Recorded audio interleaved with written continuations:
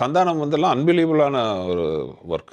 உண்மையாகவே இது ஒர்க்கெல்லாம் என்ன சொல்கிறீங்க? Hard work. எப்படின்னு சொல்கிறேன்னா, என்னோட ஏடிஸை போட்டு நச்சுவார்.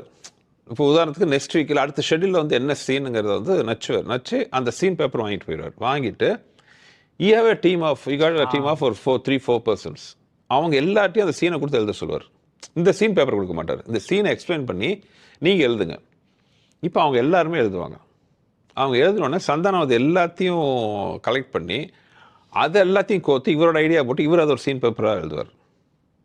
அந்த சீன் பேப்பர் ஃபைனல் பண்ணிட்டு இந்த 2 சீன் பேப்பர் இருக்கும். இப்போ நான் எங்களோட சீன் பேப்பர், அவர் எல்லாம் டிரைவ் பண்ணி அது வர்ற சீன் பேப்பர், இதை 2ஐயும் கிளப் பண்ணி அவர் ஒரு சீன் வெர்ஷன் ஃபைனல் கொண்டு வருவார். Brilliant, nice.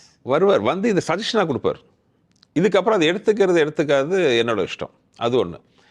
அதோட விட மாட்டார். இப்போது சந்தானத்தோட ஒர்க் என்னென்னா, அதுக்கப்புறம் என்ன பண்ணுவார்னா, லொக்கேஷனில் ஒவ்வொரு ஷாட்டுக்கும் பார்த்தீங்கன்னா ஃபோனோட போய் உட்காந்துக்குவார் தனியாக. You won't talk to anybody.